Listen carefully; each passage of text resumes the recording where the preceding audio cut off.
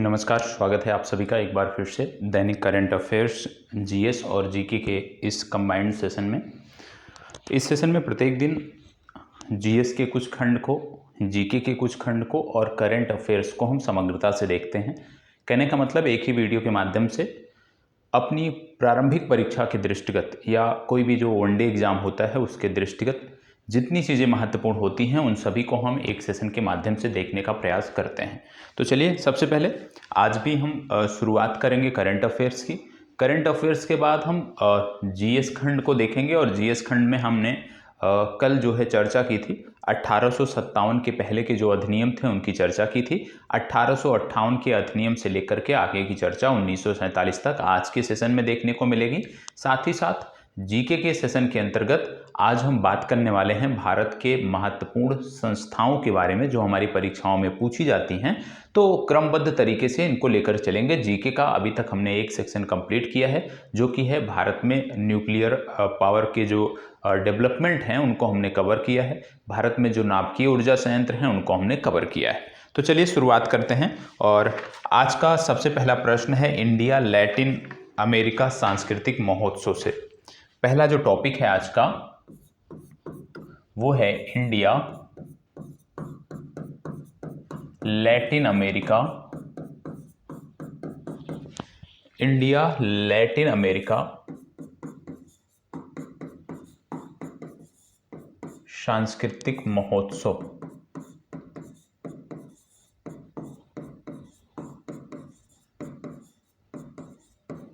ठीक है, India Latin America सांस्कृतिक महोत्सव से जुड़ी हुई चर्चा हम देखेंगे। पहला टॉपिक आज का ये है। तो सबसे पहली बात कि अभी हाल ही में इंडिया लैटिन अमेरिका सांस्कृतिक महोत्सव मनाया गया और ये इसका चौथा संस्करण था। ये इस महोत्सव का चौथा संस्करण था और इसका आयोजन जो है ये नई दिल्ली में किया गया। ठीक, आयोजन कहाँ किया गया? नई दिल्ली में किया गया। तो सबसे पहला प्रश्न यही क्लियर हो गया कि इंडिया लैटिन अमेरिका जो सांस्कृतिक महोत्सव था उसका आयोजन नई दिल्ली में किया गया और इसका चौथा संस्करण था। अब बात आती है कि भैया इसके आयोजक कौन थे। आयोजन तो हमने देख लिया, अब इस जो ये आयोजन हुआ तो किसी ने तो आयोजन का आप कह सकते हो कि जिम्मेदारी ली होगी। तो आयोजक कौन थे यदि हम उसकी बात करें, आयोजकों की बात करें तो याद रखिएगा भारतीय सांस्कृतिक संबंध परिषद। क्या याद रखना है? भारतीय, नोट कर लीजिएगा, भारतीय सांस्कृतिक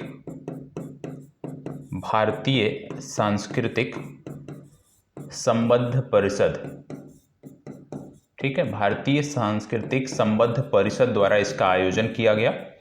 इसके साथ साथ यहाँ पे यह भी याद रखने की ज़रूरत है, इसी संस्था को हम इंग्लिश में बोलते हैं ICCR, जिसको नोट करना है, इसका फुल फॉर्म भी नोट कर सकते हैं।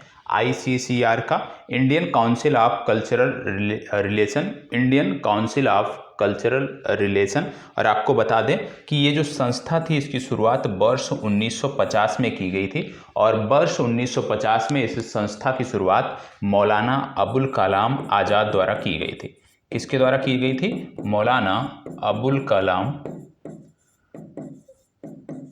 कलाम आज़ाद द्वारा इस संस्था की स्थापना की गई थी। किस संस्था की बात हो रही है?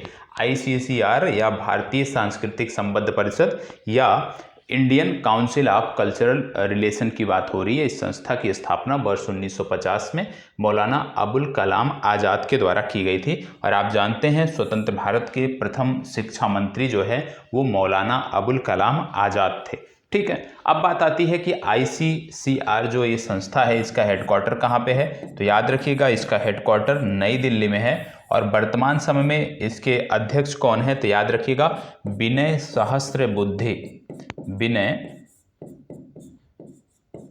सहस्त्रबुद्धे जो है इनका नाम है, ये इसके अध्यक्ष हैं, ये आपको याद रखना है। और ये जो संस्था है भारतीय सांस्कृतिक संबंध परिषद, यदि आपसे पूछ लिया जाए ये किस मंत्रालय के अधीन आती है तो याद रखिएगा ये संस्था विदेश मंत्रालय के अधीन आती है। किसके अधीन आती है? ये संस्था विदेश मंत्रालय के अधीन आती है, ये आपको पता होना चाहिए। तो इतना जानकारी होना चाहिए कि भैया इंडिया लैटिन अमेरिका सांस्कृतिक महोत्सव नई दिल्ली में चौथा संस्करण आयोजित किया गया और इसके आयोजक थे भारतीय सांस्कृतिक संबंध परिषद, और ये जो संस्था है इसकी स्थापना वर्ष 1950 में मौलाना अबुल कलाम आज़ाद द्वारा की गई थी। इसका हेडक्वार्टर नई दिल्ली में है और इसके प्रमुख हैं वर्तमान समय में विनय सहस्त्रबुद्धे। ठीक है, विदेश मंत्रालय के अंतर्गत ये संस्था आती है। इतनी जानकारी प्रॉपर आपके पास होनी चाहिए। क्यों होनी चाहिए? विशेष रूप से बिहार राज्य विशेष की तैयारी करने वाले जो हमारे भाई हैं, जो मुख्य परीक्षा की तैयारी कर रहे हैं, उनके संदर्भ में मैं बात कर रहा हूं कि इतनी जानकारी आनी चाहिए। यदि आपसे पूछ लिया जाए कि इंडिया लैटिन अमेरिका सांस्कृतिक महोत्सव पर संक्षिप्त टिप्पणी लिखिए, तो आप क्या लिखोगे जब आपको पता नहीं होगा? अब इतना कंटेंट मैं आपको दे दिया हूं कि एक दिवसीय परीक्षाओं के लिए भी संपूर्ण कंटेंट मिल गया है, और यदि आप मुख्य परीक्षा के संदर्भ में बात करते हैं तो वहां के लिए भी संपूर्ण कंटेंट आपको यहां से मिल गया है। आप 3 से 4 पंक्तियों में इसको लिख सकते हैं। एक चीज़ यहाँ पे और ध्यान रखने की ज़रूरत है कि जो लोग वनडे एग्जाम, किसी भी वनडे एग्जाम की तैयारी कर रहे हैं, चाहे वो बिहार एसआई, बिहार दरोगा या जो भी अन्य राज्य के, तो सभी के लिए करंट अफेयर्स समान रूप से महत्वपूर्ण है। अब हम बात करेंगे लैटिन अमेरिका की। अब हम बात करने जा रहे हैं लैटिन अमेरिका, क्योंकि बात क्या हुई? लैटिन अमेरिका मतलब ये जो आयोजन था ये विशेष रूप से लैटिन अमेरिका को लेकर के था। लैटिन अमेरिका किसको कहते हैं? तो याद रखिएगा, दक्षिण अमेरिका जो है उसी को लैटिन अमेरिका के नाम से आप कह सकते हैं जाना जाता है। और इसमें बहुत सारे देश हैं, लेकिन जिन देशों ने इसमें भाग लिया वो 3 देश थे, जिन देश के कलाकारों ने इसमें भाग लिया। और ये देश कौन कौन से हैं ये आपको पता होना चाहिए, इसमें नोट कर लीजिएगा कौन कौन से देश हैं। कोलंबिया, चिली और इक्वाडोर। तो याद रखिएगा 3 देशों ने इसमें भाग लिया, कोलंबिया, चिली और इक्वाडोर। 3 देशों ने इस आयोजन में भाग लिया। ठीक है, कोलंबिया, चिली, इक्वाडोर, ये देशों का नाम तो आपको पता होगा। क्यों पता होगा? क्योंकि कल का होमवर्क आपको दिया गया था कि दक्षिण अमेरिका के बारे में अच्छे से पढ़ के आइएगा, और उम्मीद करता हूं आपने पढ़ा होगा। नहीं पढ़ा होगा तो इतनी जानकारी पर्याप्त है, कुछ चीज़ें मैं आपको बता देता हूं। कल मैंने होमवर्क दिया था कि दक्षिण अमेरिका, क्योंकि दक्षिण अमेरिका से मकर रेखा गुजरती है, और मकर रेखा के साथ साथ दक्षिण अमेरिका से विषुवत रेखा भी गुजरती है। ठीक है, अब दक्षिण अमेरिका से जो मकर रेखा गुजरती है, किन देशों से होकर गुजरती है? तो याद रखिएगा यहाँ पे 4 देश आते हैं जिनसे होकर के मकर रेखा गुजरती है। ये 4 देश कौन कौन से हैं? चिली,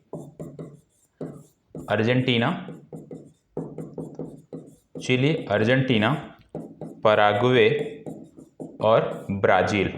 ये जाके, जिन्होंने होमवर्क नहीं किया है, अपना एटलस खोलिएगा और जाके इन 4 देशों को मार्क कर लीजिएगा और मकर रेखा को मार्क कर लीजिएगा। अब बात आती है विषुवत रेखा की। तो विषुवत रेखा 3 देशों से होकर गुजरती है। कौन कौन से? इक्वाडोर, कोलंबिया, ठीक है, इक्वाडोर हो गया, कोलंबिया हो गया और ब्राज़ील हो गया। इन 3 देशों से होकर के विषुवत रेखा गुजरती है, ये आपको पता होना चाहिए। अब यहाँ पे बता दें कि इक्वाडोर की जो राजधानी है क्योटो, ये आपके लिए महत्वपूर्ण हो जाता है। इक्वाडोर की जो राजधानी है इसको बोलते हैं क्योटो। ठीक है, और इसकी जब हम बात करते हैं, इक्वाडोर की राजधानी क्योटो की जब हम बात करते हैं, तो याद रखिएगा कि ये विषुवत रेखा के सबसे नज़दीक स्थित राजधानी है। विश्व में सबसे नज़दीक स्थित राजधानी जो विषुवत रेखा के नज़दीक है वो यही है, क्योटो। साथ ही साथ यह भी याद रखिएगा, दुनिया का दूसरा सबसे ऊंचा, इसके संदर्भ में याद रखिएगा कि दुनिया का दूसरा सबसे ऊंचा राजधानी शहर जो है वो क्योटो है। ये आपको याद रखने की जरूरत है। तो इतनी जानकारी हमने देख लिया। अब हमने देखा लैटिन अमेरिका के बारे में, दक्षिण अमेरिका के बारे में। तो यहीं से हम लिंक कर लेते हैं, क्योंकि आज के घटनाक्रम में अमेरिका देश से जुड़ी हुई कुछ जानकारियां हैं जो आपको देखना है। तो लैटिन अमेरिका में भी हम थे, अब हम पहुंच गए उत्तर अमेरिका में, और उत्तर अमेरिका के देश अमेरिका की बात, यहाँ पे यूएसए की बात हो रही है।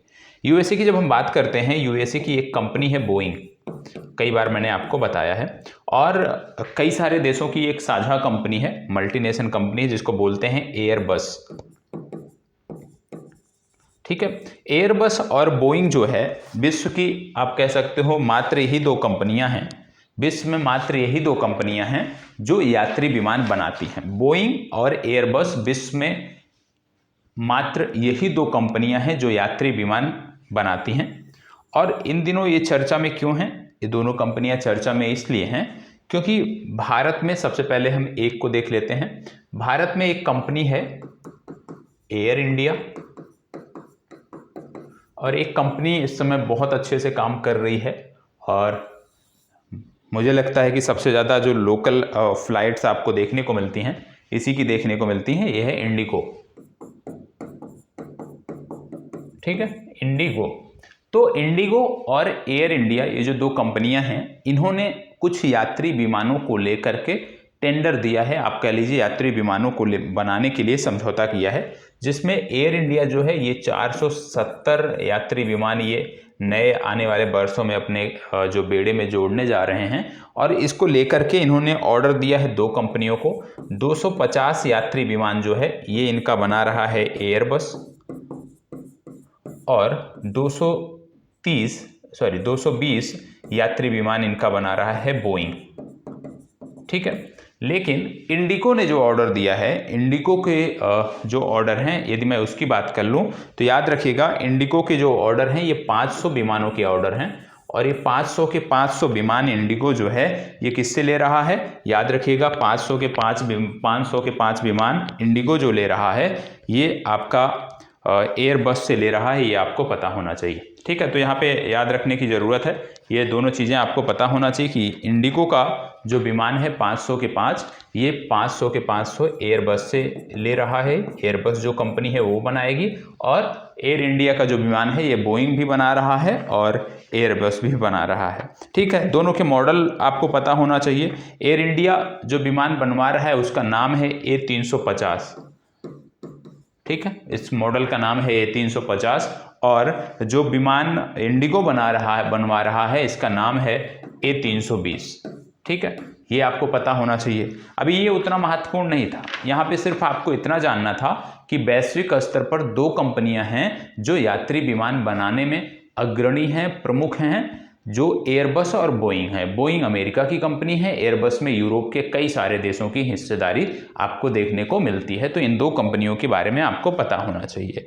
अब जो समझना है वो अब समझना है, अब इसलिए यहाँ पे और ध्यान दीजिएगा। आप जानते हैं कि एक कंपनी है जिसका नाम है विस्तारा। ठीक है, विस्तारा एयरवेज एक कंपनी है, और विस्तारा एयर की जब हम बात कर रहे हैं इसमें दो कंपनियों की हिस्सेदारी है। पहला है टाटा समूह और दूसरा हिस्सेदारी है सिंगापुर एयरलाइंस। ठीक है, सिंगापुर एयरलाइंस, इन दोनों की हिस्सेदारी है। टाटा की हिस्सेदारी यहाँ पे 51% है और सिंगापुर एयरलाइंस की हिस्सेदारी 49% है। किसमें? विस्तारा में। और अब होने क्या जा रहा है? विस्तारा का मर्जर होने जा रहा है। किसमें? एयर इंडिया में होने जा रहा है। तो एयर इंडिया प्लस विस्तारा, ये विस्तारा इसमें मर्ज हो जाएगा और इनकी संयुक्त कंपनी अब एयर इंडिया होगी। अब एयर इंडिया जब कंपनी होगी, क्योंकि विस्तारा में तो सिंगापुर एयरलाइंस का हिस्सा कितना था? 49% था, लेकिन जब विस्तारा इसमें मर्ज हो जा रही है, अब जो सिंगापुर एयरलाइंस है उसका जो हिस्सा बचेगा होगा एयर इंडिया में, वो होगा 25.1%। ये आपको याद रखने की जरूरत है। तो यहाँ पे याद रखिएगा, यदि आपसे पूछ लिया जाए कि विस्तारा एयर का मर्जर कहाँ हो रहा है, तो विस्तारा एयर का मर्जर एयर इंडिया में हो रहा है, ये आपको पता होना चाहिए। और कैंपेबल विल्सन एक व्यक्ति हैं, कैंपेबल विल्सन एक व्यक्ति हैं, ये जो है वर्तमान समय में CEO हैं किसके? एयर इंडिया के। तो ये भी आपको याद रखना है कि एयर इंडिया के जो CEO हैं उनका नाम है कैंपेबल विल्सन। और कैंपेबल विल्सन की जब हम बात करते हैं तो ये संबंधित हैं न्यूजीलैंड से। किस देश से संबंधित हैं? ये न्यूजीलैंड से संबंधित हैं। और आप जानते हैं न्यूजीलैंड के जो निवासी होते हैं इनको हम क्या बोलते हैं? माओरी नाम से जानते हैं, ये आपको पता होना चाहिए। न्यूजीलैंड की जब बात करते हैं तो न्यूजीलैंड प्रमुखतः 2 द्वीपों पर विस्तारित देश है। हालांकि छोटे छोटे कई सारे अन्य द्वीप हैं, लेकिन जो द्वीप इनके प्रमुख हैं, एक को बोलते हैं उत्तरी द्वीप और एक को बोलते हैं दक्षिणी द्वीप। उत्तरी द्वीप और दक्षिणी द्वीप को अलग करने वाली जो जल संधि है उसको कुक जल संधि के नाम से जानते हैं, उसको हम कुक जल संधि के नाम से जानते हैं। साथ ही साथ यह भी याद रखना है कि इनकी जो राजधानी है जिसका नाम है वेलिंगटन, वेलिंगटन जो इनकी राजधानी है ये उत्तरी द्वीप पर स्थित है, यह भी आपको पता होना चाहिए। तो इतनी जानकारी आपको होना चाहिए और आपकी जिम्मेदारी बनती है, यदि आप एक सिंसियर कैंडिडेट हैं, आप चाहते हैं दूसरों से बढ़त आपको मिले, तो आपकी ये जिम्मेदारी बनती है कि जैसे मैंने अतिरिक्त जानकारी आपको न्यूजीलैंड के बारे में दिया, तो आप जाके न्यूजीलैंड का मैप ओपन करिएगा, ऑस्ट्रेलिया का ओपन करिएगा, वहीं पर मिल जाएगा ओसेनिया में। तो यहाँ पे आपको देखने को मिलता है एक द्वीप कुछ इस तरह से देखने को मिलेगा और दूसरा द्वीप कुछ थोड़ा सा बड़ा है वो देखने को मिलेगा। यहाँ पे कुक जलसंधि, यहाँ पे वेलिंगटन शहर और ये दक्षिणी द्वीप, ये उत्तरी द्वीप। तो इसको जाके अच्छे से देख लीजिएगा और इनके जो प्रमुख शहर हैं उनको जाके मार्क कर लीजिएगा। तो यदि आप इतना करते चलते हैं प्रत्येक दिन तो निश्चित तौर पे कुछ नया सीखेंगे और यदि नया सीखेंगे तो अन्य लोगों से बेहतर स्थिति में आप रहेंगे। तो इतनी जानकारी हो गई। अब आज का दूसरा पॉइंट क्या है उसके बारे में अब हम बात कर रहे हैं। पहला हो गया हमारा और यहीं से दूसरा पॉइंट आगे बढ़ने से पहले अभी थोड़ा सा विमानों की हम बात कर रहे थे, तो वहीं से जोड़ के हम आपको बता देते हैं। एक विमान होते हैं जिसको बोलते हैं डोर्नियर विमान, ठीक है, डोर्नियर विमान। और डोर्नियर विमान का जो कोड है जो भारत में बन रहा है इसका नाम है DO-228। ये जो डोर्नियर विमान है इसको बना कौन रहा है भारत में? इसको बना रहा है HAL, हिंदुस्तान एरोनॉटिक्स लिमिटेड। और हिंदुस्तान एरोनॉटिक्स लिमिटेड जो ये डोर्नियर विमान बना रहा है, आपको बता दें कि ये 6 डोर्नियर विमान बनाने का इनको टेंडर मिला है। और किसने दिया है? इंडियन एयरफोर्स ने दिया है। और इंडियन एयरफोर्स को इन्होंने पहला विमान बनाकर दे भी दिया है। तो अभी हाल ही में इंडियन एयरफोर्स को पहला विमान डोर्नियर DO-228 मिला है। तो आपसे पूछा जा सकता है कि डोर्नियर विमान जो है ये कौन सी कंपनी भारत में बना रही है? तो HAL बना रही है, हिंदुस्तान एरोनॉटिक्स लिमिटेड बना रही है, ये आपको पता होना चाहिए। अब यहाँ पे एक चीज़ और याद रखिएगा कि भैया क्या डोर्नियर विमान ये जो हम बना रहे हैं ये भारत के हैं? नहीं, इसकी जो टेक्नोलॉजी हमें मिली ये जर्मनी से मिली है और अब HAL इसको भारत में बना रहा है। ठीक है, अब बात किसकी हो रही थी? वायुसेना की बात हो रही थी, इंडियन एयरफोर्स की बात हो रही थी। तो आप जानते हैं कि जो हमारी सेनाएं हैं वो रक्षा मंत्रालय के अधीन आती हैं। और जब हम रक्षा मंत्रालय की बात करते हैं तो पिछले दिनों हमने आपको बताया है एक महत्वपूर्ण संगठन है जिसका नाम है BRO, border road organisation. Border road organisation जो संस्था है जिसकी स्थापना 7 मई 1960, याद रखिएगा 7 मई 1960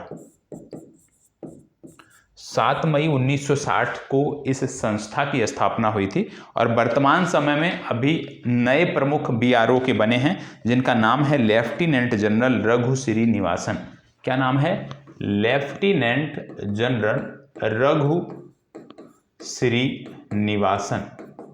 तो याद रखिएगा रघु श्रीनिवासन हाल ही में BRO के नए प्रमुख बने हैं और BRO रक्षा मंत्रालय के अंतर्गत आता है, ये आपको पता होना चाहिए। ठीक है, ये रक्षा मंत्रालय के अंतर्गत आता है और इस बहुत सारे प्रोजेक्ट जो हमारे हैं वो BRO करता है। जैसे बॉर्डर, इसका नाम ही है बॉर्डर रोड डेवलपमेंट, ठीक है, सीमा सड़क संगठन। तो सीमावर्ती क्षेत्रों में आधारभूत संरचनाओं का जो विकास होता है, सड़कों का विकास हो गया, पुलों का विकास हो गया, एयर पट्टियों का विकास हो गया, वो सभी जिम्मेदारी जो है वो BRO निभाता है, ये आपको पता होना चाहिए। अब यहीं पर एक प्रश्न मैं आपसे पूछ रहा हूं और मैंने इसको आपको बताया है। होमवर्क मुझे याद आ गया तो मैं पूछ रहा हूं। होमवर्क आज का है कि वो योजना कौन सी है, उस योजना का नाम क्या है जिसके अंतर्गत भारत सरकार जो हमारे सीमावर्ती गांव हैं उनका विकास कर रही है। और कितने गांवों का विकास कर रही है टोटल बताना है। वो कौन सी योजना है जिसके अंतर्गत भारत सरकार भारत के वो राज्य जो अंतर्राष्ट्रीय सीमा साझा करते हैं उनके सीमावर्ती क्षेत्रों में जो गांव पड़ते हैं उनका विकास कर रही है। इस योजना का नाम कमेंट बॉक्स में, साथ ही साथ कब शुरू हुई, जितनी मैक्सिमम जानकारी उसके बारे में है वो कमेंट बॉक्स में बताइएगा। ठीक है, महत्वपूर्ण योजना है। चलिए अब आगे बढ़ते हैं। अब बात आती है टॉपिक संख्या 2 की। टॉपिक संख्या 2 की जब हम बात करते हैं तो हम बात कर रहे हैं IGMS की। ठीक है, टॉपिक संख्या 2 की अब यहाँ पे हम बात कर रहे हैं और हम बात करेंगे IGMS की।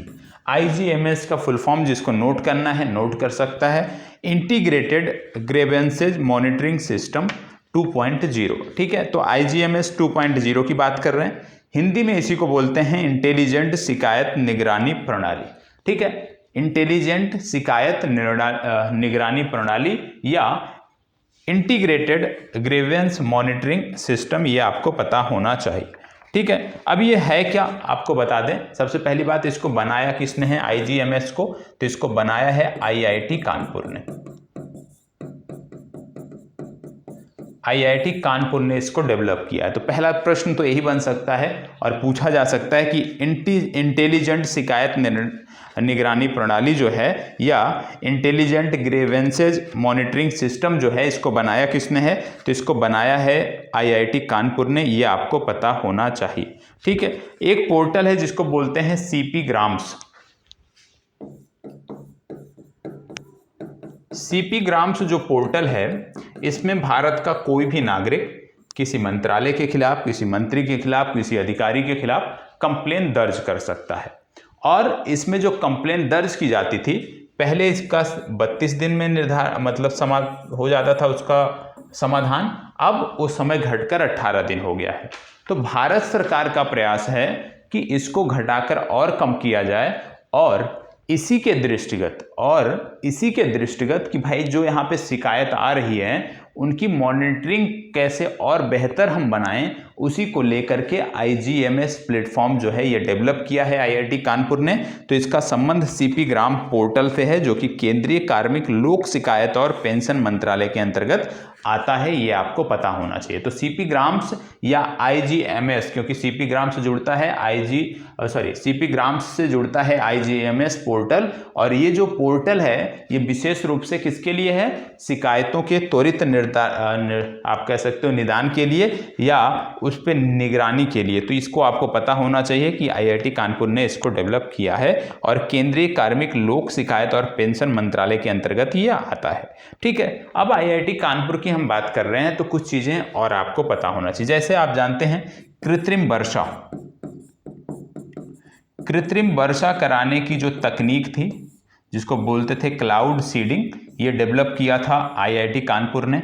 दूसरा, IIT कानपुर के जो भी स्टार्टअप होंगे उनको फंडिंग देगा ICICI बैंक, इसको लेकर के इनमें समझौता हुआ है, यह भी आपको याद रखने की जरूरत है। ठीक है, चलिए बढ़ते हैं आगे और देखते हैं अगला पॉइंट।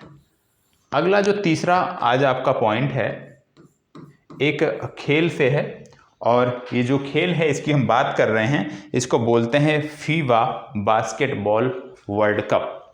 ठीक है, फीबा बास्केटबॉल वर्ल्ड कप। तो फीबा बास्केटबॉल वर्ल्ड कप की यहां पे हम बात करने वाले हैं, बहुत महत्वपूर्ण है। आपको बता दें कि 3 देशों में इसका आयोजन हुआ था। कौन कौन? जापान, इंडोनेशिया और फिलीपींस। ठीक है, तो इनका आयोजन कहां कहां हुआ? इनका आयोजन हुआ जापान, इंडोनेशिया और फिलीपींस में। फीबा बास्केटबॉल वर्ल्ड कप का आयोजन जापान, इंडोनेशिया और फिलीपींस में किया गया था। ठीक है, फाइनल कहां खेला गया? फाइनल खेला गया था फिलीपींस की राजधानी मनीला में।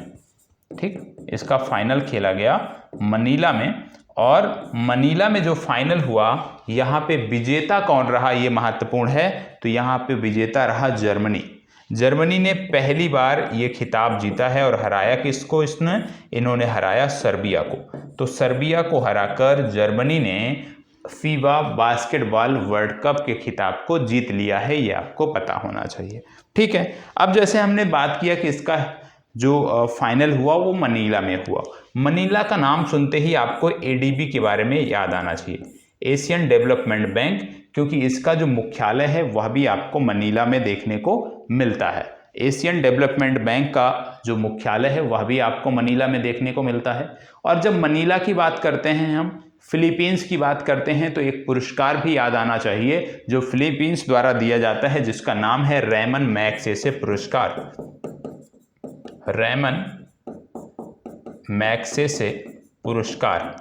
और आपको पिछले दिनों मैंने आपको बताया कि भारत के एक डॉक्टर हैं जिनका नाम है रवि कन्नन, इनको इस पुरस्कार से सम्मानित किया गया था वर्ष 2023 में। तो रवि कन्नन के बारे में पिछले वीडियो में मैंने जानकारी दी है। अब आपकी जिम्मेदारी बनती है कि जाके रवि कन्नन के बारे में कहाँ से संदर्भित हैं, ठीक है, किस चीज़ के डॉक्टर हैं, वो आप कमेंट बॉक्स में हमें सारी जानकारी उपलब्ध कराओगे, क्योंकि इसकी चर्चा शायद पहले वीडियो में या दूसरे वीडियो में हमने किया है। ठीक है, तो इतनी जानकारी आपका हो गया। तो इसी तरह से कहने का मतलब कि यदि आपने देखा कि भाई किसी खेल का आयोजन एक शहर में हुआ और उस शहर से संबंधित यदि कुछ फैक्ट आपको पता है, कुछ चीज़ें आप लिंक कर सकते हो, कुछ चीज़ों को आप याद कर सकते हो, तो वो करने का प्रयास करो। यदि आप इतना करोगे तो चीज़ें आपकी बेहतर होंगी, क्योंकि भैया आने वाला जो समय है ना, उसमें लगातार बदलाव हो रहे हैं। जो परीक्षा के पैटर्न है ना, उनमें लगातार बदलाव हो रहे हैं।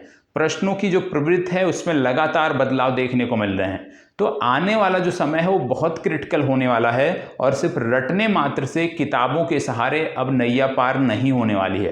तो थोड़ा सा आपको अपना एफर्ट लगाना पड़ेगा, और उसके लिए ज़रूरी है कि अभी से आप तैयार रहें। चलिए अगला टॉपिक देख लेते हैं। ठीक है, रेमन मैक्स जैसे पुरस्कार तक की हमने बात कर लिया। अगला टॉपिक आ जाता है आईसीसी मेंस वर्ल्ड कप। आप जान रहे हैं क्रिकेट का वर्ल्ड कप चल रहा है, आईसीसी मेंस वर्ल्ड कप चल रहा है। इसका आयोजन कहाँ हो रहा है? भारत में हो रहा है। ठीक है, शुरुआत कहाँ से हुई? तो याद रखिएगा, इसका जो ओपनिंग सेरेमनी कहाँ पे थी इसकी? नरेंद्र मोदी स्टेडियम। ठीक है, नरेंद्र मोदी स्टेडियम। और इसका फाइनल कहाँ होगा? वह भी यहीं पे होगा। तो पहला मैच और फाइनल, उद्घाटन और फाइनल दोनों नरेंद्र मोदी स्टेडियम में होगा, ये आपको पता होना चाहिए। यहाँ पे मैं बात करने वाला हूँ शुभंकर के बारे में, कि भैया ये जो मेंस वर्ल्ड कप हो रहा है, इसका शुभंकर क्या है? तो इसका शुभंकर नोट कर लीजिएगा, पहला है टोंक। ठीक है, टोंक। और दूसरा जो है, इसमें आपको आप जाके गूगल पे टाइप करिएगा ICC men's world cup mascot. ठीक है, जैसे आप टाइप करेंगे ICC men's world cup mascot, तुरंत आपको दिख जाएगा। अभी मैं प्रयास भी करूंगा आपको दिखाने का। तो टोंक, और दूसरा है ब्लेज। ठीक है, ब्लेज जो है, ब्लेज, ये एक महिला का कार्टून यहाँ पे दिखाया गया है, जिसको तेज गेंदबाज बताया गया है। और टोंक जो है, ये एक पुरुष कैरेक्टर है और ये एक बल्लेबाज है। तो याद रखिएगा कि यहाँ पे टोंक और ब्लेज जो है, ये इसके मैस्कॉट हैं। टोंक एक बल्लेबाज है, मेंस बल्लेबाज है, और ब्लेज जो है ये आपका महिला तेज गेंदबाज है। मैं प्रयास करता हूँ, यदि यहाँ पे नेट चल जाता है तो मैं आपको दिखाने का प्रयास करता हूँ कि किस प्रकार से आप इसको देख सकते हो। 1 मिनट का समय दीजिएगा।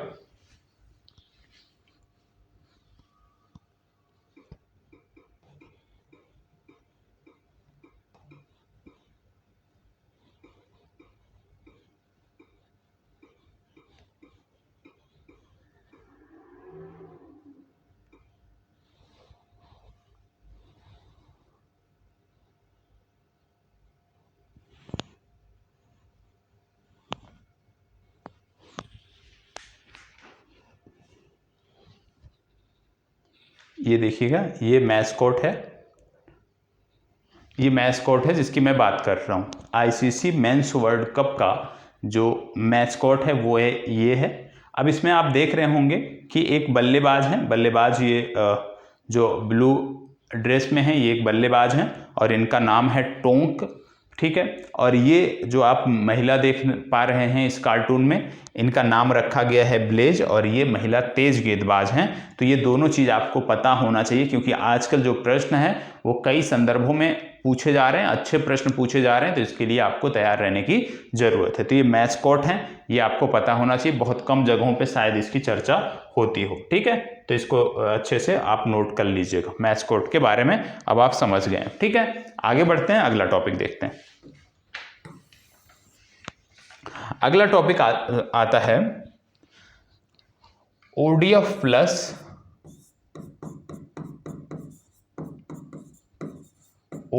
प्लस मॉडल ठीक है। अभी हाल ही में भारत का एक केंद्र शासित प्रदेश है जिसका नाम है जम्मू कश्मीर, और जम्मू कश्मीर ने अपने सभी गांवों को ODF प्लस मॉडल घोषित किया है। ठीक है, जम्मू कश्मीर ने अपने सभी गांवों को ODF प्लस मॉडल घोषित किया है, और ऐसा करने वाला ये भारत का चौथा, ओवरऑल यदि हम देखें तो चौथा राज्य है जिनमें 3 केंद्र शासित प्रदेश हैं। पहला दादर नागर हवेली दमन दीव, दूसरा अंडमान निकोबार, और तीसरा आपके तीसरे नंबर पे आ गया जम्मू कश्मीर। राज्यों में ODF प्लस मॉडल घोषित होने वाला जो राज्य है, एकमात्र राज्य है जिसका नाम है सिक्किम। तो ये आपको पता होना चाहिए। ठीक है, पहले तो ये फैक्ट आपको पता होना चाहिए। अब आपने ODF तो पढ़ा होगा, ODF आपने सुना भी होगा। ठीक है, ODF का मतलब होता है खुले में शौच मुक्त, और फिर उसके बाद एक कॉन्सेप्ट था ODF प्लस। ODF प्लस मतलब ODF तो है ही, साथ ही साथ यहाँ पे ठोस और द्रव जो अपशिष्ट हैं उनके निपटान के लिए, उनके निपटारे के लिए व्यवस्था है। साथ ही साथ जो यहाँ पे टॉयलेट हैं वो सभी जो है फंक्शनल हैं, सभी जो टॉयलेट हैं वो कार्यशील हैं। ठीक है, इसके साथ साथ आपको यह भी याद रखने की ज़रूरत है जब हम ODF प्लस की बात कर रहे हैं कि ODF प्लस में जो है वो साफ सफाई भी बेहतर होनी चाहिए। अब ODF प्लस जो होती है इसमें 3 कैटेगरी इन्होंने बनाया है। कौन कौन से? सबसे पहले होता है ODF प्लस उदीयमान, हिंदी में बोलते हैं उदीयमान, और अंग्रेजी में इसी को बोलते हैं एस्पायरिंग। ठीक है, एस्पायरिंग। इसके बाद फिर इसके ऊपर की कैटेगरी होती है ODF प्लस, इससे बेहतर की कैटेगरी होती है जिसका नाम है उज्ज्वल, या इसी को अंग्रेजी में बोलते हैं राइजिंग। ठीक है, इसके बाद अगला होता है ODF प्लस, और ये ODF प्लस इसको बोलते हैं उत्कृष्ट, ODF प्लस उत्कृष्ट, और इसको बोलते हैं मॉडल। ठीक है, तो मतलब यहाँ पे जो जम्मू कश्मीर ने बनाया है वो ODF में सर्वश्रेष्ठ जो कैटेगरी है मॉडल उत्कृष्ट, अपने सभी गांवों को इस लेवल पर डेवलप किया है, और ऐसा करने वाला ये भारत का तीसरा केंद्र शासित प्रदेश। ओवरऑल यदि हम देखें राज्यों और केंद्र शासित प्रदेशों में तो ये चौथे स्थान पे आता है, ये आपको पता होना चाहिए। ODF प्लस मॉडल में क्या शर्तें होती हैं? जो टॉयलेट हैं वो फंक्शनल होने चाहिए, हर पंचायत में टॉयलेट होना चाहिए, मेल फीमेल पृथक टॉयलेट होना चाहिए, ठोस और जो द्रव अपशिष्ट हैं उनके निपटान की अच्छी व्यवस्था होनी चाहिए, साथ ही साथ डस्टबिन भी अनिवार्य रूप से होनी चाहिए, साफ सफाई की व्यवस्था उत्तम होनी चाहिए, तब जाके ODF प्लस कैटेगरी का किसी को टैग मिलता है। तो याद रखिएगा, ऐसा करने वाला जम्मू कश्मीर तीसरा केंद्र शासित प्रदेश, और जब राज्यों की बात करें तो राज्यों में एक ही है सिक्किम जिसने ये किया है, बाकी अभी सभी राज्य जो हैं वो ODF प्लस में ही हैं। लगभग जो राज्य हैं इस कैटेगरी में वो ODF प्लस की कैटेगरी में ही आते हैं। ठीक है, चलो अब आगे देख लेते हैं। अभी एक सैन्य अभ्यास हुआ है उमरोई में। कहाँ पे? उमरोई में एक सैन्य अभ्यास हुआ है जिसका नाम है संप्रीति। ठीक है, और जब उमरोई की हम बात करते हैं तो उमरोई है कहाँ पे? उमरोई है मेघालय में। तो मेघालय के उमरोई में एक सैन्य अभ्यास हुआ संप्रीति, और संप्रीति सैन्य अभ्यास भारत और बांग्लादेश के बीच होता है।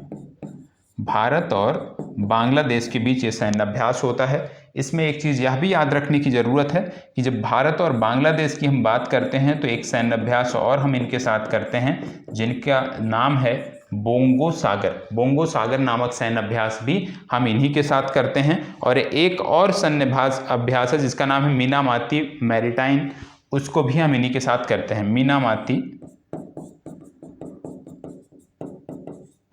मैरीन एक्सरसाइज, ये भी हम इन्हीं के साथ करते हैं। ठीक है, अब बांग्लादेश की बात हो रही है तो थोड़ी सी बेसिक जानकारी। बांग्लादेश की राजधानी है ढाका, यहाँ की मुद्रा है टका, यहाँ की PM है शेख हसीना, और इनकी पार्टी का नाम है अवामी लीग। ठीक है, क्या आप में से कोई बता सकता है कि ढाका में किस संगठन का हेडक्वार्टर है, ये होमवर्क है आपका, कि ढाका में किस क्षेत्रीय संगठन का हेडक्वार्टर आपको देखने को मिलता है, ये आप कमेंट बॉक्स में बताएंगे। आज का होमवर्क नंबर 2 है। और यदि पूछ लिया जाए कि भैया ये जो सैन्य अभ्यास है कब से शुरू हो रहा है, तो 2009 में पहली बार ये सैन्य अभ्यास भारत और बांग्लादेश के बीच संपन्न हुआ था।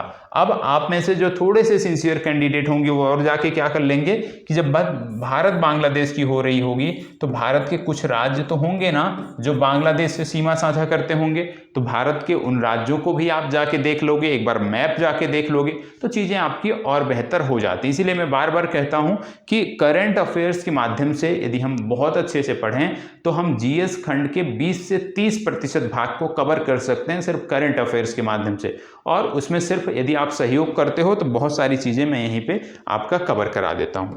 अब एक योजना है जिसको बोलते हैं पीएम स्वनिधि योजना। आज का लास्ट है पीएम स्वनिधि योजना। पीएम स्वनिधि योजना आप जानते हैं लॉकडाउन के बाद जो है इस योजना की शुरुआत की गई थी 1 जून 2020 में। 1 जून 2020 में इस योजना की शुरुआत की गई थी। इसमें विशेष रूप से जो स्ट्रीट वेंडर हैं हमारे उनको 10,000 रुपये की सहायता सबसे पहले उपलब्ध कराई जाती थी। कोलेट्रल फ्री होता था, कोई गारंटी देने की आवश्यकता नहीं होती थी। यदि आप इसमें ये समय से चुका देते हो तो सेकेंड टाइम में आप 20,000 रुपये इस योजना के तहत ले सकते हो, और यदि इसको भी आप समय से चुका देते हो तो थर्ड टाइम में आप 50,000 रुपये इस योजना के तहत ले सकते हो। तो कहने का मतलब है कि पीएम स्वनिधि योजना के तहत यदि आपसे पूछ लिया जाए कि भैया पीएम स्वनिधि की योजना के तहत अधिकतम कितनी राशि जो है वो प्रदान की जाती है, तो पीएम स्वनिधि योजना के तहत अधिकतम 50,000 रुपये प्रदान किए जाते हैं, ये आपको पता होना चाहिए। और यदि आपसे पूछ लिया जाए कि इसका, क्योंकि इसको समय समय पर बढ़ाया गया है इस योजना को, अभी जो बात हुई है वो हुई है कि दिसंबर 2024 तक इस योजना का विस्तार कर दिया गया है। यदि आपसे पूछ लिया जाए यह योजना चलाता कौन है, तो इसको चलाता है आवास एवं शहरी विकास मंत्रालय। कौन चलाता है? आवास एवं शहरी विकास मंत्रालय। आवास एवं शहरी विकास मंत्रालय द्वारा यह योजना संचालित की जाती है। आवास एवं शहरी विकास मंत्रालय द्वारा यह योजना संचालित की जाती है और हरदीप सिंह पुरी हमारे इस विभाग के मंत्री हैं। इतनी जानकारी आपको याद रखने की जरूरत है। ठीक है, तो आज का जो करंट अफेयर्स का हमारा सेक्शन था वो यहीं पे समाप्त होता है। करंट अफेयर्स के बाद अब हम बात करने वाले हैं जीएस खंड के बारे में। ठीक है, जीएस खंड के बारे में चर्चा करेंगे। और जीएस खंड में जो हमारा विषय चल रहा था, इतिहास चल रहा था, और इतिहास में भी हम बात कर रहे थे आधुनिक भारत के इतिहास की, मॉडर्न हिस्ट्री की चर्चा कर रहे थे। तो अभी जो चर्चा प्रारंभ होगी वो मॉडर्न हिस्ट्री की चर्चा प्रारंभ होगी। कल हमने 1857 तक बात किया था। वर्ष 1857 तक जो भी आप कह सकते हो यहाँ पे अधिनियम बने थे या 1857 तक जो भी एक्ट आए थे उनकी चर्चा हमने यहाँ पे किया था। अब हम बात कर रहे हैं 1858 से बदली हुई परिस्थितियों के बारे में। वर्ष 1858 की जब बात करते हैं, आप जानते हैं भारत शासन अधिनियम यहाँ से प्रारंभ हो जाता है। ठीक है, और जब भारत शासन अधिनियम प्रारंभ हो जाता है 1858 की जब बात करते हैं, तो इसी समय महारानी का जो घोषणा पत्र था, महारानी का जो घोषणा पत्र था भारत को लेकर के, इलाहाबाद में या आज के प्रयागराज में, उसको लॉर्ड कैनिन ने पढ़कर सुनाया था। ठीक है, किसने पढ़ा था? लॉर्ड कैनिन ने। लॉर्ड कैनिन ने किस स्थान पे पढ़ा था? इलाहाबाद में। इलाहाबाद में लॉर्ड कैनिन ने महारानी का जो घोषणा पत्र था उसको पढ़ा था। और लॉर्ड कैनिन के बारे में इतना पता होना चाहिए कि लॉर्ड कैनिन भारत के अंतिम governor general, Lord Canning Bharat के अंतिम गवर्नर जनरल थे। साथ ही साथ ये भारत के पहले वायसराय थे। ठीक है, लॉर्ड कैनिन भारत के अंतिम गवर्नर जनरल और ये भारत के पहले वायसराय थे, ये आपको पता होना चाहिए।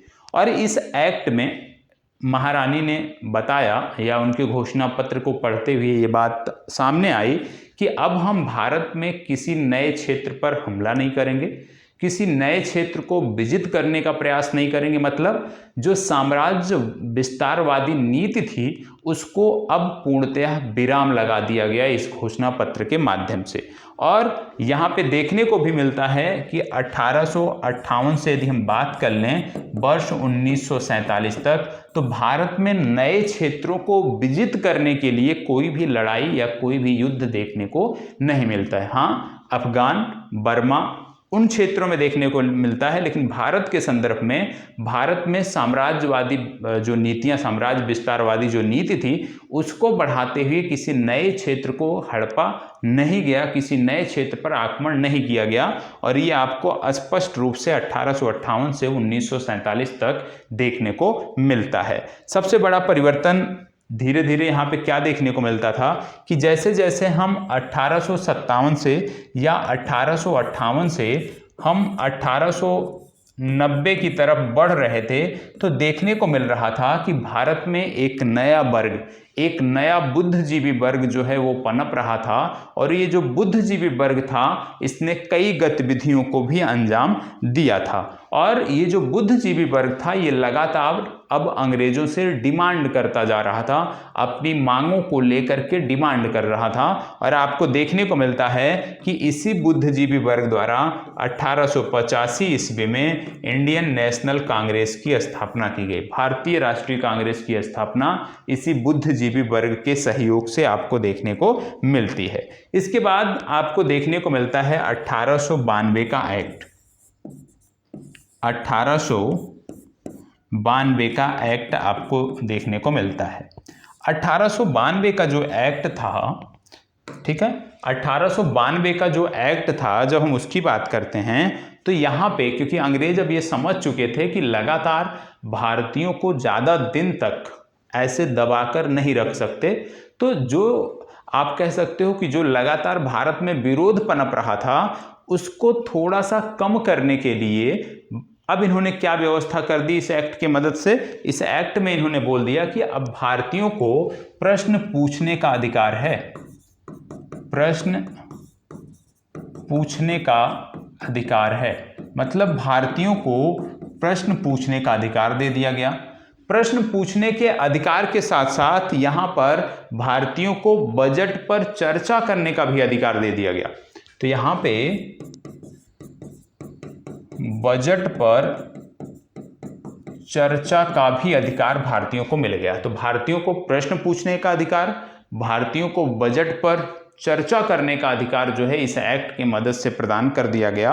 और आप जानते हैं जब बजट पे चर्चा की बात कर रहे हैं, आज के समय में जैसे आप देखते हैं कि भारत में लोकतंत्र है और लोकतंत्र में आपको देखने को मिलता है लोकसभा देखने को मिलता है और आपको राज्यसभा देखने को मिलता है। उदाहरण के तौर पे राज्यसभा को बोलते हैं उच्च सदन।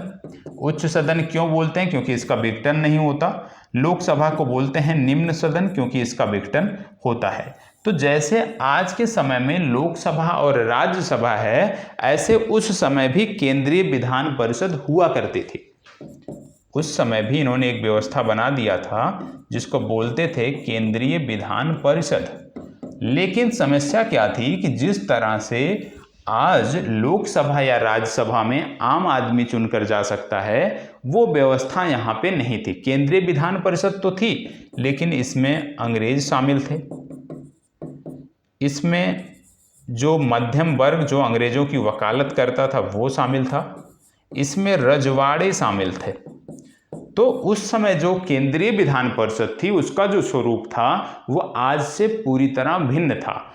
और यहाँ पे जो ये अधिकार दे दिया गया था, प्रश्न पूछने का अधिकार, बजट पे चर्चा का अधिकार, आज के सदन के तरीके से ऐसा नहीं था कि यदि कोई प्रश्न पूछते हैं तो उसका जवाब आपको प्रॉपर वे में दिया जाएगा। यदि आप कोई चर्चा करते हैं तो जरूरी नहीं है कि उसको वहाँ पे सम्मिलित किया जाए। पहले क्या था कि जो केंद्रीय विधान परिषद थी, यदि यहाँ पे आप कोई प्रश्न पूछते थे तो जरूरी नहीं आपको उसका उत्तर मिल जाए जैसे आप चाहो। और यदि आप प्रश्न पूछना भी चाहते हो तो 6 दिन पूर्व लिखित में आपको प्रश्न देना पड़ता था। दूसरा, यदि कहीं पर आपको लगता है सुधार की आवश्यकता है, आप निवेदन करते थे, तो जरूरी नहीं है कि वो माना जाए। तो कहने का मतलब है कि आप बहस से कोई निर्णय नहीं निकाल सकते थे, आप आलोचना करके कोई निर्णय नहीं निकलवा सकते थे। एकमात्र आप कह सकते हो आपका ध्यान भटकाने के लिए, भारतीयों का कुछ समय के लिए ध्यान भटकाने के लिए इस एक्ट की मदद से ये व्यवस्था की गई थी कि आप भैया प्रश्न पूछ सकते हो, आप बजट पर चर्चा कर सकते हो, लेकिन वास्तविकता कुछ और थी। इसके बाद आपको देखने को मिलता है वर्ष 1909 का एक्ट। अगला आपको देखने को मिलता है वर्ष 1909 का एक्ट, या इसी को मिंटो मार्ले सुधार या मार्ले मिंटो सुधार भी कहते हैं। ठीक है, मार्ले मिंटो सुधार भी कहा जाता है। ठीक है, अब 1909 का जो एक्ट था, आप जानते हैं कि यहां तक आते आते अंग्रेजों को यह बात समझ में आ गई थी कि भारत में अब यदि शासन उनको चलाना है, भारत में यदि उनको अभी लंबे समय तक रहना है, तो जरूरी है कि भारतीयों को वो डिस्टर्ब करें, भारतीयों को डिस्टर्ब करें। और डिस्टर्ब किस प्रकार से? उनको आपसी मामलों में उलझा कर रख दो। ठीक है, आपसी जो उनके मामले हैं उसी में उनको उलझा कर रखा जाए, और इसी को ध्यान में रखते हुए, इसी फूट डालो की रणनीति को ध्यान में रखते हुए यहां पे क्या व्यवस्था कर दिया गया इस एक्ट की मदद से? पृथक निर्वाचन। ठीक है, क्या व्यवस्था कर दिया गया? पृथक निर्वाचन की व्यवस्था कर दी गई। किसके लिए? मुसलमानों के लिए यहां पे पृथक निर्वाचन की व्यवस्था कर दी गई। और कहीं ना कहीं जो आप कह सकते हो कि यही पाकिस्तान राज्य की नींव भी इसी एक्ट की मदद से रख दी गई थी, क्योंकि इनका प्रमुख मकसद था कि अभी पृथक निर्वाचन हम दे देते हैं, और पृथक निर्वाचन जब दे देंगे तो कुछ ऐसे भी युवा होंगे जो आप कह सकते हो जो दिग्भ्रमित होंगे, जो बहुत सारे ऐसे युवा होंगे जो अंग्रेजों के पक्ष में आ जाएंगे, और फिर आगे चलकर, अभी निर्वाचन की बात हो रही है, आगे चलकर ये राज्य की भी मांग करेंगे और उसमें सफल भी होते। तो पृथक निर्वाचन की बात वर्ष 1909 के एक्ट के मदद से की गई, और इनका उद्देश्य था कि दो धर्मों को आपस में लड़ा देना, क्योंकि ये जानते थे, ये चालाकी करते थे और समझते थे कि आगे चलकर यहीं से पृथक राष्ट्र की भी मांग उठेगी, और फिर हम लंबे समय तक जब तक चाहेंगे यहाँ पे बने रह सकते हैं। तो यहाँ पे सिर्फ इतना याद रखना है आपको कि वर्ष 1909 का जो एक्ट था, इसमें पृथक निर्वाचन की व्यवस्था हुई। और मार्ले और मिंटो के बारे में बात करें तो मार्ले वायसराय थे, और मिंटो की यदि हम बात करें तो भारत सचिव थे उस समय। ठीक है, चलो वर्ष 1909 के बाद फिर बात आती है वर्ष 1919 के एक्ट की। किसकी बात आती है? वर्ष 1919 के एक्ट की। वर्ष 1919 के एक्ट की जब हम बात करते हैं तो आपको देखने को मिलता है कि जो नेता थे, जो भारतीय नेता थे इस समय के, वो लगातार मजबूती से अब अपने अधिकारों की मांग कर रहे थे, लगातार मजबूती से वो अपने अधिकारों की मांग कर रहे थे। तो उसको ध्यान में रखते हुए इन्होंने क्या कर दिया कि भैया प्रांतों में द्वैत शासन, उनको शांत करने के लिए फिर यहाँ पे इन्होंने क्या चाल चला, यहाँ ने बात कर लिया कि भैया प्रांतों में हम द्वैत शासन की व्यवस्था कर देंगे। ठीक है, अब प्रांतों में द्वैत शासन, इसका मतलब क्या था कि यहाँ पे शासन दो लोग चलाएंगे, पहला अंग्रेज चलाएंगे और दूसरा भारतीय चलाएंगे। लेकिन जैसे आज के समय में 7वीं अनुसूची में विषयों का वर्गीकरण है कि भाई संघ सूची, राज्य सूची, समवर्ती सूची, उसी तरह से इन्होंने भी व्यवस्था कर ली कि कुछ ऐसे विषय हैं जिनको आरक्षित विषय कहा जाएगा, जिन पर नियम बनाने का, जिन पे सब कुछ अधिकार अंग्रेजों का होगा, और कुछ ऐसे विषय होंगे जिसको हस्तांतरित विषय कह सकते हैं, जिस पे आप कह सकते हो पूर्ण नियंत्रण भारतीयों का होगा। मतलब सिर्फ और सिर्फ भारतीयों को एक प्रकार से इसी तरह का लॉलीपॉप देके शांत करने का प्रयास किया जाता था। अब आरक्षित विषयों में जैसे पुलिस हो गया, ठीक है, भू राजस्व हो गया, भू राजस्व के साथ जेल हो गया, तो जो महत्वपूर्ण विषय थे उसको उन्होंने अपने पास रख लिए। भारतीयों के अधीन कौन कौन से विषय आए? साफ सफाई का विषय आ गया। ठीक है, साफ सफाई के साथ साथ आप कह सकते हो जनता से जुड़े हुए मुद्दे थे वो इनको मिल गए। तो बहुत ज़्यादा यहाँ पे जन कल्याण हो गया, शिक्षा हो गया, वो भारतीयों को दे दिए गए। तो यहाँ पर भी इन्होंने चाल चली और सिर्फ शांत करने के लिए, जो इनके खिलाफ विद्रोह पनप रहा था या जो इनके खिलाफ लोगों में लगातार गुस्सा था, उसको शांत करने के लिए इन्होंने चाल चला और 2 विषयों में प्रांतों के लिए द्वैध शासन की व्यवस्था कर दी। इसके बाद आपको देखने को मिलता है कि जब इन्होंने द्वैध शासन की व्यवस्था किया तो यहाँ पर भी आम भारतीयों को काउंट इन्होंने नहीं किया। तो 1919 का जो एक्ट है वो प्रमुख रूप से द्वैध शासन के संदर्भ में आपको याद रखने की जरूरत है। फिर बात आती है 1935 के एक्ट की। इसके बाद 1935 का एक्ट लाया गया।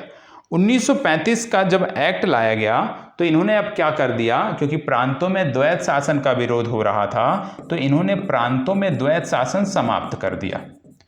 प्रांतों में द्वैध शासन जो है ये इन्होंने समाप्त कर दिया और अब केंद्र में द्वैध शासन लागू कर दिया।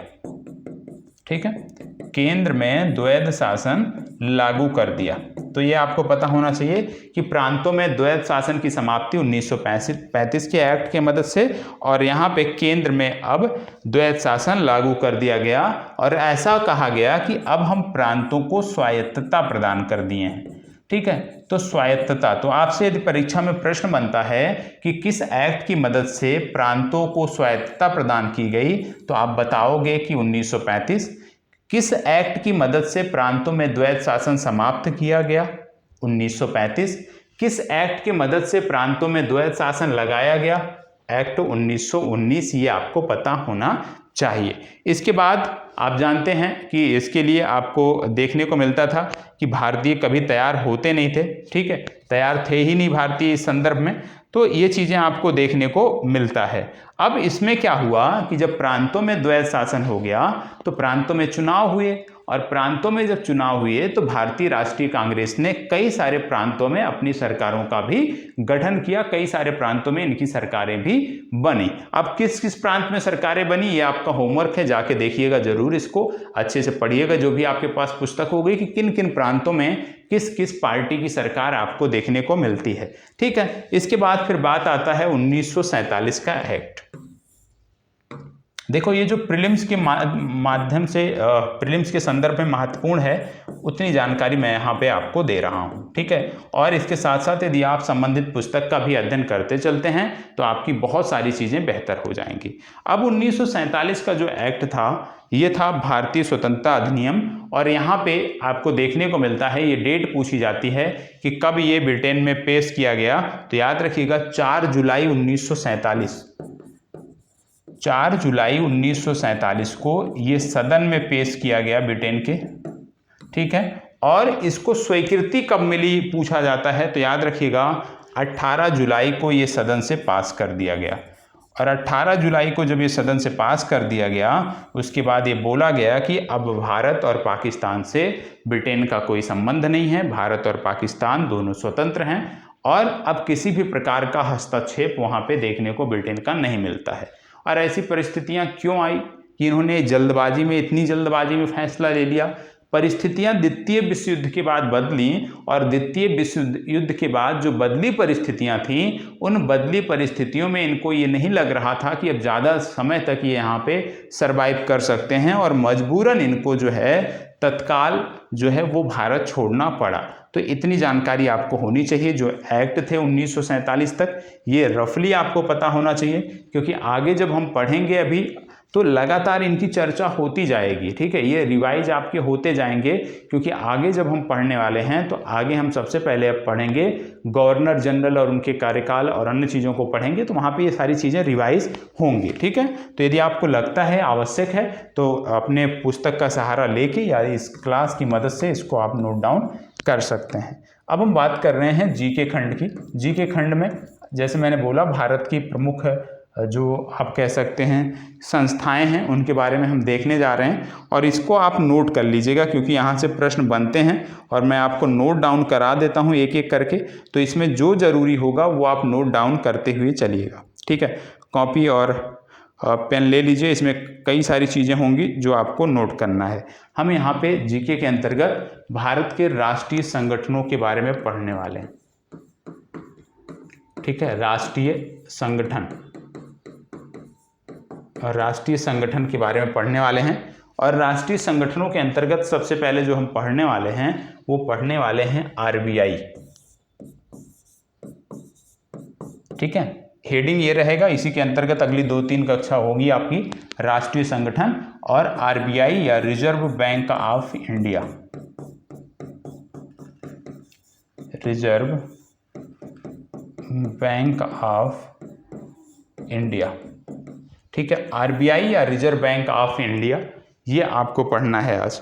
आरबीआई की जब बात करते हैं तो सबसे पहले आप जानते हैं कि यह वित्त मंत्रालय भारत सरकार के अधिकार क्षेत्र में आता है। आरबीआई किस मंत्रालय के अंतर्गत आता है? आरबीआई वित्त मंत्रालय के अंतर्गत आता है। सबसे पहले तो आपको यही पता होना चाहिए कि आरबीआई वित्त मंत्रालय के अंतर्गत आता है। ठीक है, तो आरबीआई वित्त मंत्रालय के अंतर्गत आता है, ये आप नोट कर लीजिए। आरबीआई वित्त मंत्रालय के अंतर्गत आता है। स्थापना की बात करें तो 1 अप्रैल 1935, 1 अप्रैल 1935 को इसकी स्थापना आपको देखने को मिलती है। तो ये वित्त मंत्रालय के अंतर्गत आता है। 1 अप्रैल 1935 को इसकी स्थापना हुई है, ये आपको पता होना चाहिए। और इसका हेडक्वार्टर जो है आपको देखने को मिलता है मुंबई में, आपको देखने को मिलता है। ठीक है, इसका राष्ट्रीयकरण कब हुआ, यह भी एक महत्वपूर्ण प्रश्न बनता है।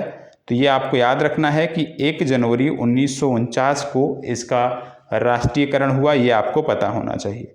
ठीक है, और यदि आपसे पूछ लिया जाए राष्ट्रीयकरण कब हुआ, वो नोट करना है आपको।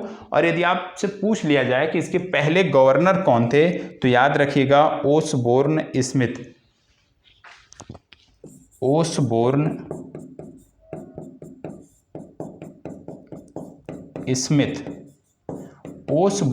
स्मिथ जो हैं ये आरबीआई के पहले गवर्नर थे, यह भी आपको याद रखने की ज़रूरत है। तो आरबीआई के बारे में ये हो गया। अब आरबीआई करता क्या है, आप जानते हैं मुद्रा जारी करता है आरबीआई। नोटों की जो छपाई होती है, नोटों की जो छपाई होती है उसके लिए आरबीआई कह सकते हैं कि आरबीआई उसमें 4 सुविधाओं का उपयोग करता है। भारत सरकार की पूर्ण स्वामित्व वाली जो कंपनी है जिसको बोलते हैं security printing and minting corporation of India, जो कि नासिक महाराष्ट्र में है, और देवास मध्य प्रदेश में प्रिंटिंग प्रेस है। तो इसको नोट कर लीजिए, कुछ चीज़ें मैं इसमें नोट करा देता हूँ कि इसका कार्य क्या है। इसका कार्य क्या है ये मैं आपको नोट डाउन करा देता हूँ। तो हेडिंग डालिएगा आरबीआई। एक संस्था के बारे में आज देख लीजिए, फिर एक के बारे में हम आगे कल देखेंगे। आरबीआई सबसे पहले हेडिंग डालिएगा, और RBI reserve bank of India, इसमें नोट करिएगा।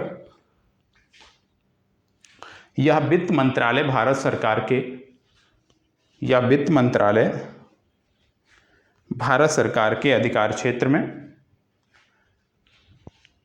बहुत महत्वपूर्ण है, आपको निःशुल्क कहीं मिलेगा नहीं, तो नोट कर लो जितनी जानकारी मिल जाए। यह वित्त मंत्रालय भारत सरकार के अधिकार क्षेत्र में भारत का केंद्रीय बैंक और नियामक निकाय है। भारत का केंद्रीय बैंक और नियामक निकाय है। इसने 1 अप्रैल 1935 को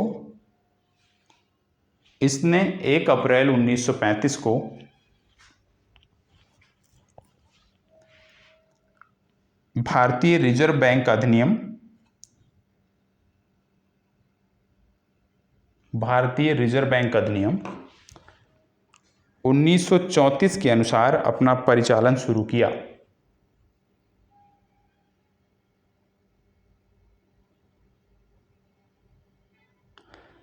एक जनवरी 1949 को 1 जनवरी 1949 को इसका राष्ट्रीयकरण किया गया, और इसके पहले गवर्नर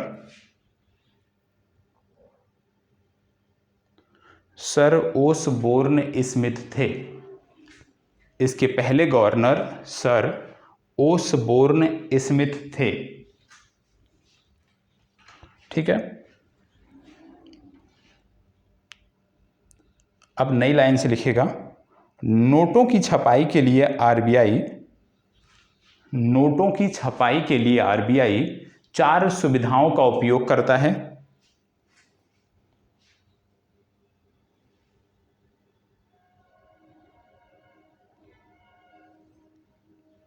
अगली लाइन में, भारत सरकार की पूर्ण स्वामित्व वाली कंपनी, भारत सरकार की पूर्ण स्वामित्व वाली company printing and minting corporation, printing and minting corporation of India limited,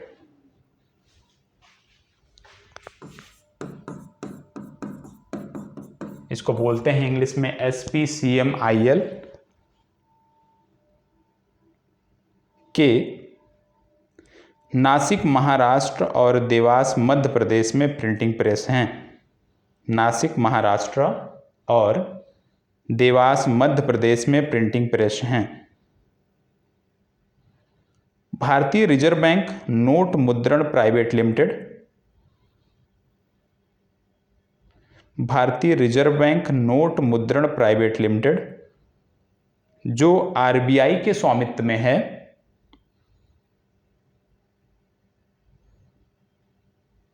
Mysore Karnataka और सालबोनी पश्चिम बंगाल में, मैसूर कर्नाटक और सालबोनी पश्चिम बंगाल में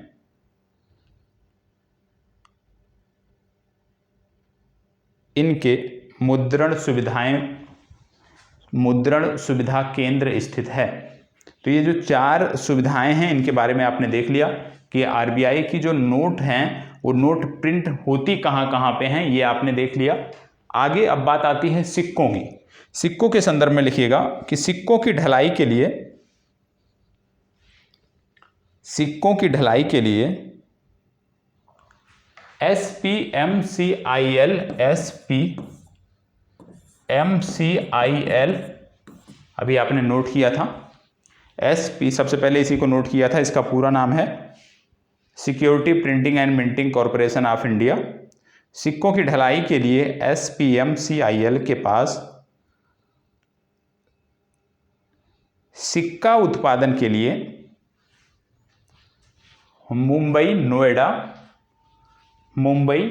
नोएडा, कोलकाता और हैदराबाद में, मुंबई, नोएडा, कोलकाता और हैदराबाद में 4 टकसाल केंद्र स्थित हैं, 4 टकसाल केंद्र स्थित हैं।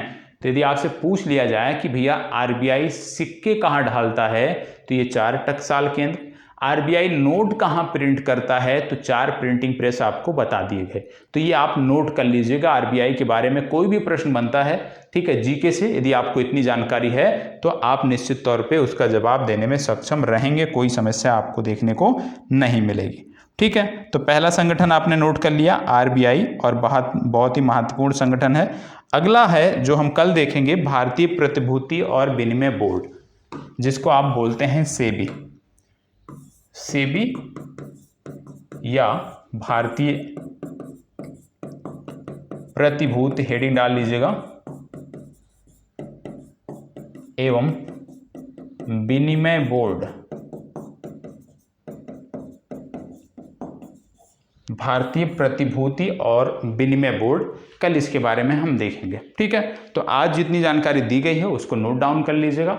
कल फिर मिलते हैं इसी प्रकार से, और यदि अच्छा लगता है तो कम से कम एक लाइक और एक कमेंट अवश्य बनता है। होमवर्क जो दिए गए अनिवार्य रूप से उसको करके कंप्लीट करके आप सबमिट अवश्य करें। ठीक है, चलिए, धन्यवाद, बहुत बहुत आभार।